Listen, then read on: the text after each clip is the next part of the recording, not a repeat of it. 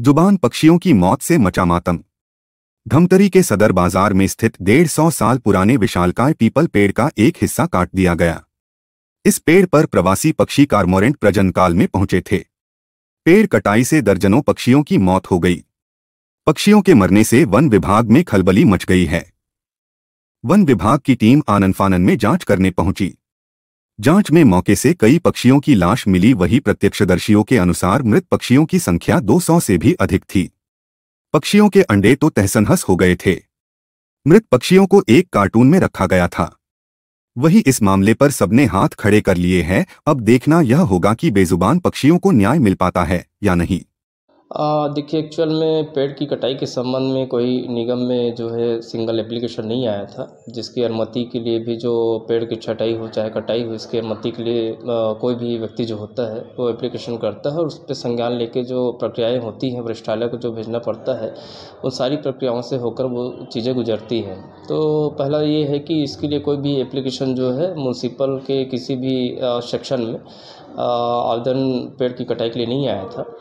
दूसरा, इसमें हमारे जो निगम के कोई भी संसाधन जो हैं वो पेड़ की कटाई में संलग्न नहीं थे और न ही हमारे कोई जो वाहन है और संसाधन है कि पेड़ की कटाई के लिए इन्वॉल्व भी नहीं थे।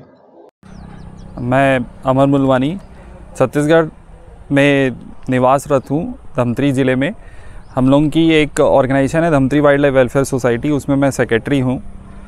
हम पिछले 8 साल से वाइल्ड लाइफ प्रोटेक्शन के लिए कार्यरत हैं, वाइल्ड लाइफ प्रोटेक्शन के लिए काम करते हैं।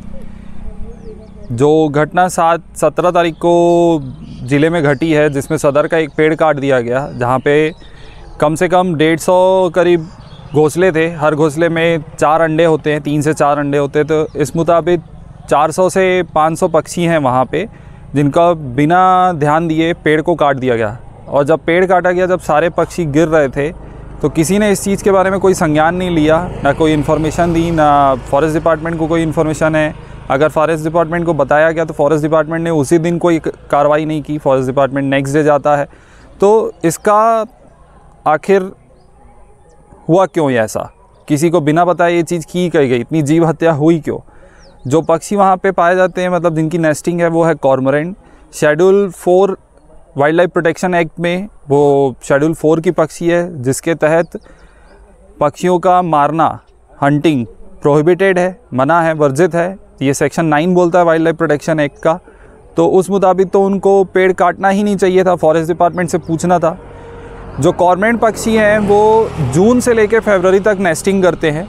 तो कुछ समय की बात थी, कुछ 1.5-2 महीने की बात थी। अगर जो परेशानी हो रही थी तो बताया जाता, तो उस हिसाब से वो पेड़ कटने बाद में कटा जा सकते थे, ताकि पक्षी उड़ जाते, ताकि तकलीफ़ किसी को ना होती, ना पक्षी को होती। और वो पेड़ भी बहुत पुराना है, तो उस संबंध में तो उनको काटना ही नहीं चाहिए था पेड़। देखिए, इस संबंध में हम लोग अभी जांच कर रहे हैं और जब जांच पूरी हो जाएगी तो फिर हम लोग इस संबंध में POR इशू करेंगे।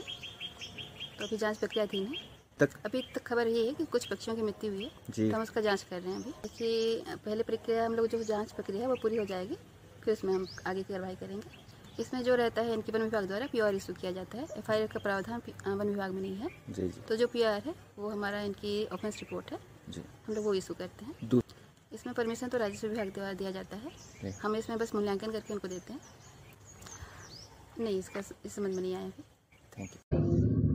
नहीं, इस प्रकार से हम लोगों को भी न्यूज़पेपर और आप लोगों के माध्यम से जानकारी प्राप्त हुई है कि वृक्ष की कटाई जो है वो की गई है, परंतु राजस्व विभाग के किसी कर्मचारी जो है उसकी वहाँ पर मौजूदगी की बात संज्ञान में नहीं आई है।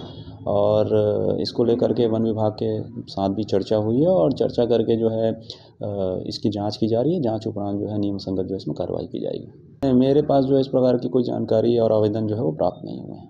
इसमें बेजुबान पक्षियों की सर मौत, इसके संबंध में मैंने आपको पूर्व में ही अवगत कराया है कि वन विभाग के साथ इसके संबंध में चर्चा की गई है और चर्चा करके जो है उस पर नियम संगत जो प्रावधान है उसके तहत जो नियमता जो भी कार्रवाई है वो की जाएगी।